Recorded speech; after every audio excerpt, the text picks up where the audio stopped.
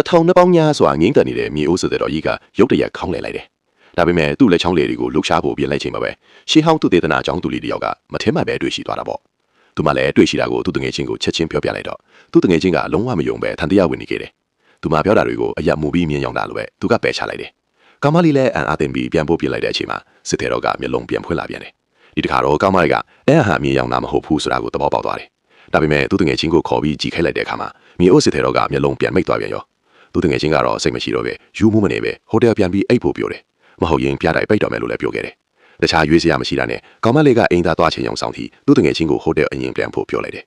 ဒါပေမဲ့အိမ်သားကပြန်လာမှတော့သူမကအနီးအနားမှာတိတ်တိတ်လေးပုံနေပြီးမီအိုးစစ်တဲ့တော်ရဲ့လှုပ်ရှားမှုတိုင်းကိုစောင့်ကြည့်နေခဲ့တယ်သူမမြင်လိုက်ရတာကတော့ဘယ်တော့မှမင်းမရတဲ့မြင်ကွင်းတစ်ခုပါပဲမီအိုးစစ်တဲ့တော်ကသူ့ရဲ့တောင်တင်းနဲ့လေဘင်းကိုလှည့်လိုက်ပြီးသူ့ကိုယ်ပေါ်ကမြင်မုံတွေကိုခါချလိုက်တယ်ပဝင်းချင်းကိုတစ်ချက်ကြည့်ပြီးဘသူမှမရှိဘူးဆိုတာသိချတော့မှရွှေကန်တဲကနေဖြည်းဖြည်းချင်းထွက်လာတယ်လေကောက်တွေကိုတဆင်ချင်းစီတက်လာတော့ကောင်မလေးကလည်းသူဘာလုပ်မလဲဆိုတာအတီးချင်းစီပြင်းပြစွာနဲ့နောက်ကနေအနီးကပ်လိုက်သွားခဲ့တယ်။ဒီချိန်မှာပဲစောင့်ကြည့်ခန်းတွေကလုံခြုံရေးဝန်ထမ်းကတော့ဗီဒီယိုဖိုင်ထဲမှာဖြစ်ပြနေတာတွေကိုလုံးဝမသိပဲခောက်ဆဲပြုတ်စားနေခဲ့တယ်။အဲဒီလိုနဲ့မီအိုးစစ်တဲ့တော့ဟာလေကားထက်ထဲကိုပျောက်ကွယ်သွားခဲ့တယ်။မကြခင်မှာပဲကင်းလက်နေတဲ့လုံခြုံရေးဝန်ထမ်းတွေကကျမ်းပြင်ပေါ်မှာရွှင်ငွေပြန့်ကျင်းနေတာကိုတွေ့လိုက်ရတယ်။သူတို့လည်းတခုခုမှားယွင်းနေပြီလို့ချက်ချင်းကြည့်မိပြီးရွှင်လန်းကြောင်းအတိုင်းလိုက်သွားခဲ့ကြတယ်။သူတို့ရဲ့ရှာဖွေမှုကပြပွဲခမ်းမတွေကိုတန်တန်မတ်မတ်ဦးတည်သွားခဲ့တယ်မကြခင်မှာပဲမီအိုးစစ်တဲ့တော်တွေကတယောက်ကလုံးဝပျောက်ကွယ်နေပြီဆိုတာကိုသူတို့တွေ့ရှိခဲ့ကြတယ်။ထိတ်လန့်သွားတဲ့လုံခြုံရေးနှစ်ယောက်ကချက်ချင်းပဲအချက်ပေးခေါင်းလောင်းကိုတီးလိုက်တယ်။ပြတိုက်ညွှန်ကြားရေးမှူးလည်းဝန်ထမ်းတွေနဲ့အတူအလေးအမြတ်ရောက်လာခဲ့တယ်။အချင်းလေးကိုတီးတီးချင်းညွှန်ကြားရေးမှူးကဘသူမှအဝင်အထွက်မလုပ်ရအောင်ဧရိယာတစ်ခုလုံးကိုပိတ်ဖို့ချက်ချင်းအမိန့်ပေးလိုက်တယ်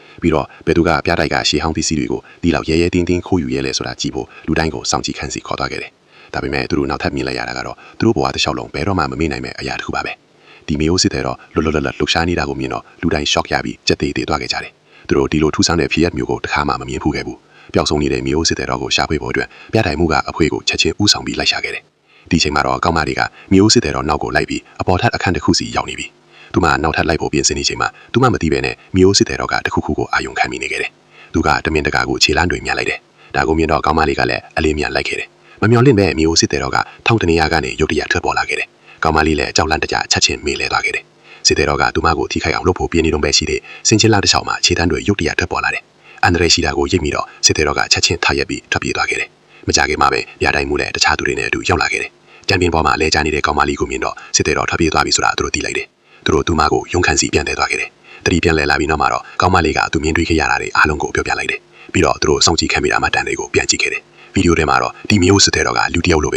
ဲနာကျင်မှုကိုခန်းစားနိုင်တဲ့အာယုံခံစနစ်တွေပိုက်ဆိုင်ထားတာကိုဖော်ပြနေတယ်။ဒီတွေ့ရှိမှုကရှိရှိသမျှလူတိုင်းကိုတုံ့လို့အံ့အားသင့်စေခဲ့တယ်။တကယ်ပဲလူတယောက်ကနှစ်တစ်ထောင်ကြာအသက်ရှင်ခဲ့တာလား။ဒီချိန်မှာပဲတခြားနေရာတစ်ခုမှာတော့ရှေးဟောင်းသူတေသနာနေရာကလူငယ်တယောက်ကအိမ်သားကိုရေးဆွဲချနေတာ။သူဘက်ကိုမျိုးစစ်တဲ့တော့ကဖြည်းဖြည်းချင်းသွားနေတာကိုလုံးဝမသိပဲပေါ့။သူဘာတွေဖြစ်နေလဲဆိုတာသဘောပေါက်တဲ့ချိန်မှာတော့အားလုံးနောက်ကျသွားပြီ။နောက်တစ်စိတ်ကမှပဲသူအသက်ပြောက်သွားခဲ့တယ်။တခြားလို့ဖောက်ခွဲပဲတယောက်ကလည်းစူညံတန်ကိုကြားတော့ဘာဖြစ်တာလဲဆိုတာကြည့်ဖို့ပြေးထွက်လာခဲ့တယ်။ဒါပေမဲ့နောက်တစ်ခဏမှပဲသူ့ကိုလည်းရရဆက်ဆက်သတ်ဖြတ်ပြလိုက်တယ်။ဒါကိုမြင်တော့ရှေးဟောင်းသူတေသနာဘာမောက်ခါကဒါဟာအသက်ရှိတဲ့မျိုးစစ်တဲ့တော့ဆိုတာချက်ချင်းသိလိုက်တယ်။သူလည်းကြောက်လန့်တကြားနဲ့အပြင်ကိုထွက်ပြေးဖို့အတင်းကြိုးစားခဲ့တယ်။ဒါပေမဲ့အသက်ရှိတဲ့စစ်တဲ့တော့ကတော့မစိုးမနစ်လိုက်လံတိုက်ခိုက်ပြီးဘာမောက်ခါကိုမြေပြင်ခေါ်လဲကြအောင်လုပ်ပြီးတော့သူဘိုက်ကိုထိုးပေါက်လိုက်တယ်။သူ့ဖော်ရေး area တခုလုံးမှာလည်းဗရန်ပတာလီတွေကုန်တယ်။ဒီမျိုးစစ်တဲ့တော့ကတော့လက်စားချေစိတ်တွေဝင်နေပုံရပြီးသူတွေ့သမျှအသက်ရှိတဲ့သူအတိုင်းကိုရရဆက်ဆက်သတ်ဖြတ်ပြီးနေခဲ့ပါတယ်။